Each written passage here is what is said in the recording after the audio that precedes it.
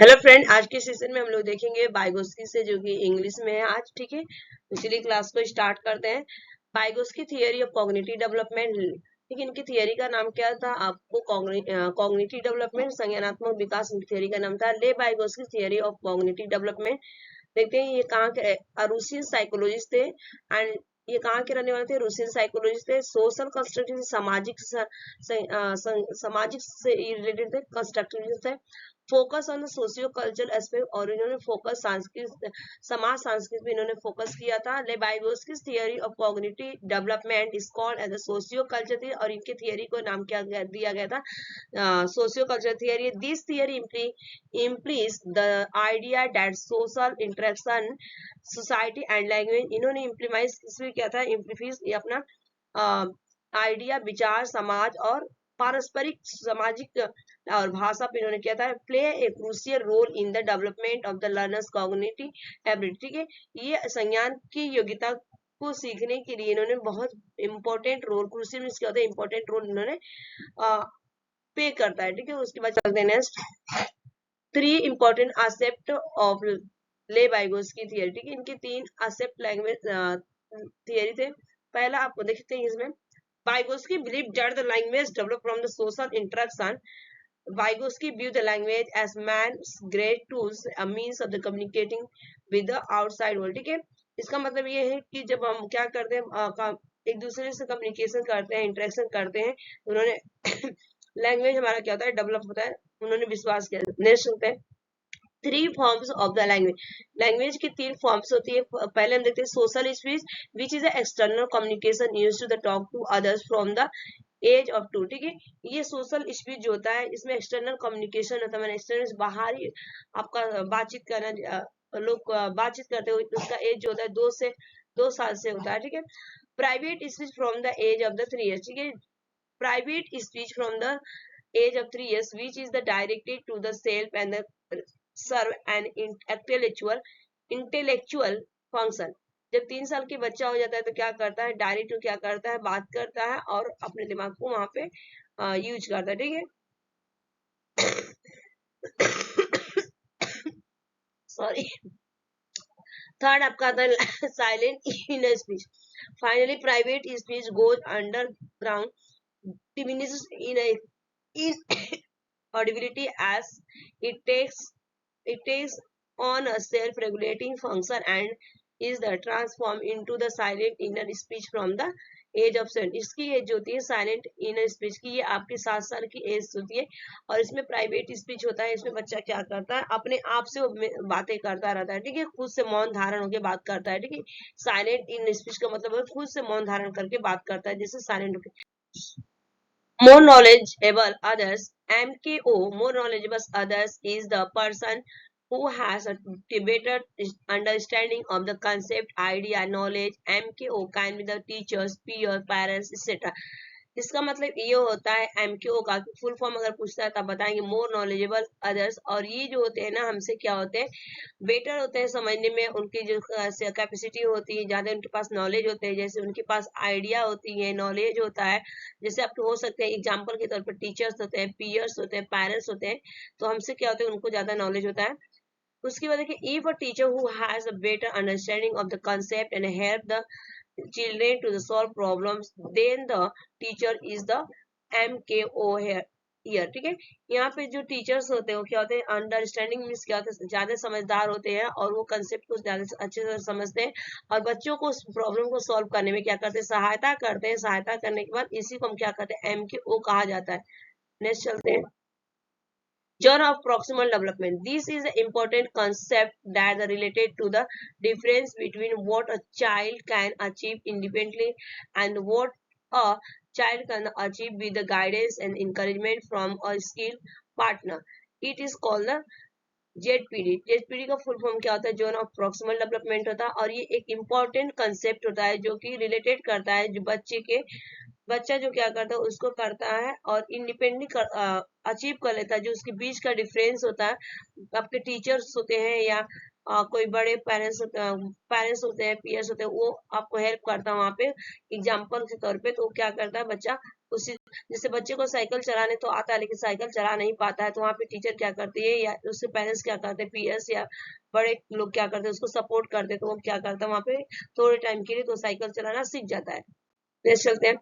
The examples देखते हैं यहाँ पे, the examples we discuss about the above where the child was not able to solve the jigsaw puzzle but was able to do with the help of father is example of the JP। ठीक है, एक छोटा सा बच्चा है, puzzles करता है, जिक्सा puzzle वो सॉल्व नहीं कर पाता है, लेकिन जब उसके पापा क्या करते हैं, उसको हेल्प करते हैं, तो क्या करता है वो जिक्सा पजल को सॉल्व कर लेता है, उसी को हम क्या बोलते हैं, जेडपीडी बोला जाता है। In this case child knew that the block need to be connected but the did not know how to connected them, the difference between them is the called ZPD. ठीक है, जो पजल्स होता है ना, उसमें पता नहीं चलता उसको कौन सी ब्लॉक की वहां पे नीड होती है और उसको कनेक्ट करना है, ठीक है, वो नहीं जानता है, लेकिन जब उसके पापा क्या करते हैं, उसको सपोर्ट करते हैं, तो जो डिफरेंस होता है उसी को हम क्या बोलते हैं, जेडपीडी बोलते हैं।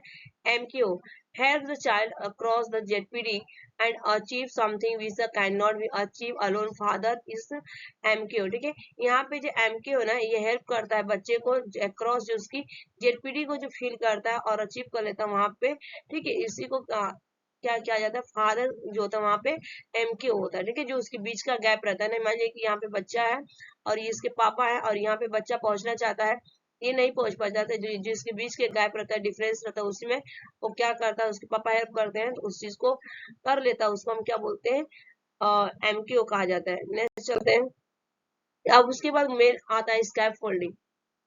The assistance which is given by the MK to the child to cross the ZPD is called the scaffolding। उसे क्या कहा जाता है, जो असिस्टेंस करते हैं दिया जाता है MK द्वारा और चाइल्ड क्या करता है उस चीज को कर जाता है, स्कैफोल्डिंग। देखिए यहाँ पे टीचर्स है और ये स्टूडेंट है, यहाँ पे एक बच्चे को बता रही है टीचर, यहाँ पे हेल्प कर रही है और जैसे बच्चे को हेल्प कर रही थी बच्चा करने लगता है, ये आपका स्कैप फोल्डिंग होता है। टेम्पोररी सपोर्ट होता है कुछ टाइम, जिसे ढांचा मचान कहा जाता है। ठीक है, scaffolding helps learner complete the task which was not possible to the complete individual। ठीक है, scaffolding जो लर्नर होता है वो क्या करता है, जो सीखता है उसमें वो उस टास्क को कंप्लीट नहीं कर पाता है अकेले, लेकिन जब उसको सपोर्ट किया जाता है तो वो हेल्प कर लेता है, हेल्प के द्वारा क्या करता है उसको कंप्लीट कर देता है उस टास्क को। Scaffolding should be the decrease gradually when the child start learn the concept। जो स्टार्टिंग में लर्नर होते हैं सीखते हैं उनको क्या किया है, स्कैप फोल्डिंग के द्वारा उनको सहायता मिलने पर वो बच्चा जल्दी से सीख लेगा। आगे चलते हैं, क्वेश्चन आ गया आपका, an educator wants to the help his student understand various view of the situation।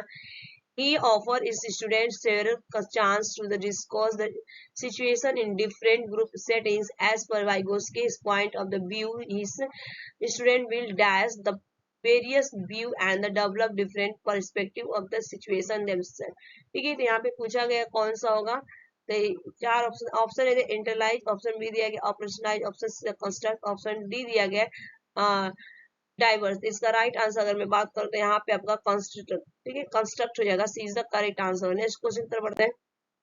Question number second आ चुका है, what does the zone of proximal development represent in Vygotsky theory. ठीक है, मैंने zone of proximal development Vygotsky की theory में क्या represent करना चाहता है। ठीक है, क्या होगा, क्या होता है, ये पूछा गया। चार ऑप्शन दे, ऑप्शन है task that are too difficult for the children but which can be the accomplished by them through adult support। B दिया गया teachers interference and that hinders the learning of her student। C दिया गया the cognitive development proximal development growth.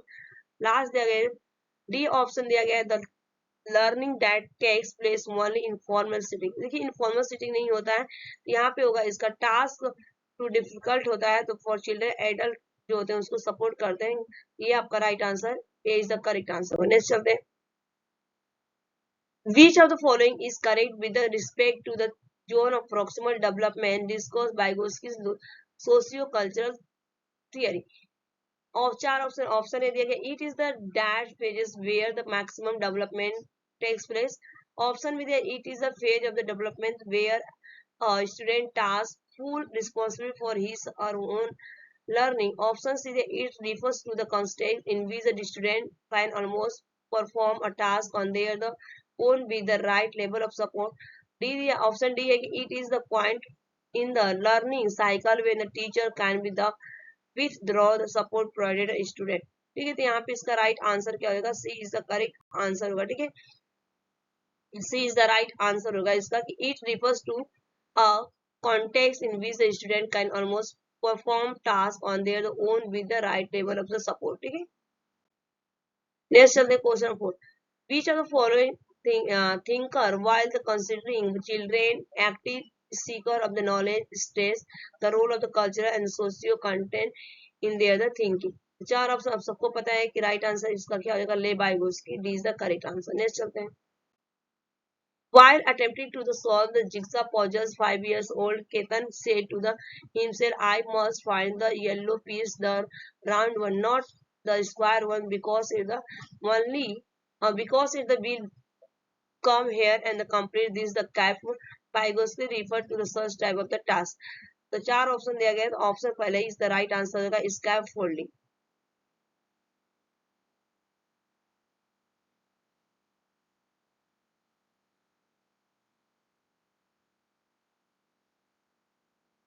एक minute sir, right answer क्या होगा, private speech, sorry right answer यहाँ पे हो जाएगा प्राइवेट स्पीच। नेक्स्ट क्वेश्चन तरफ बढ़ते हैं। As per the Vygotsky, when adults alter the support in order to improve the child's existing level of the performance, it is known as। चार option है, reciprocal teaching बिल्कुल नहीं होगा, option B दिया गया स्कैप फोल्डिंग, जिसका right answer क्या होगा, scaffolding B is the correct answer. Next चलते हैं। Who among the following is of the view that is the essential to the understand the impact of the cultural framework and social process on the child's thinking। Option A दिया Lawrence फॉरवर, बिल्कुल नहीं, ये तो moral और B F Skinner भी नहीं होंगे आपके, जीन पियाजे भी नहीं। तो राइट आंसर क्या होगा, Vygotsky, D is the correct answer. Next question तो बढ़ते हैं। The teacher observed that the Vikrant could not find the answer to the question on his own. However, he is able to do so under peer or adult guidance. What is the guide? This guidance known as option A दिया गया decreation, option B दिया zone of proximal development, option C दिया गया positive transfer of learning, option D दिया गया है scaffolding. तो देखिए यहाँ पे एक टीचर है, वो ऑब्जर्व करती है कि जो विक्रांत है वो क्या करता है, कुछ क्वेश्चन का आंसर फाइंड नहीं कर सका अपने, लेकिन वहां पे उसको क्या किया जाता है, अंडर या एडेड के द्वारा उसको सपोर्ट किया जाता है। तो ये भी आपका क्या हो जाएगा, स्कैफोल्डिंग हो जाएगा, D is the correct answer. Next चलते हैं। A significant point of the distinction between the Piaget and the Vygotsky perspective related to। Option A दिया गया their criticism of the behaviouristic learning, बिल्कुल नहीं। ऑप्शन बी दिया role played by the nurturing environment in the child development, option C how they view language and thought, बिल्कुल सही है कि language और थॉट के बारे में बात करते हैं। पियाजे हमारे क्या करते हैं, लैंग्वेज विचार की बात करते हैं, और वाइगोत्स्की हमारे क्या करते हैं, लैंग्वेज की बात करते हैं। तो राइट आंसर सी। नेक्स्ट चलते हैं। As per Vygotsky, what is the zone of proximal development (ZPD)? The zone outlining the guidance provided to the child by the adult। Option B दिया गया the gap between that the children can do on their own and with the support, बिल्कुल सही कि जो उसके बीच का gap रहता है उसी को फील करता है, तो हम क्या बोलते हैं, ZPD बोल देते हैं। Thanks for watching this video.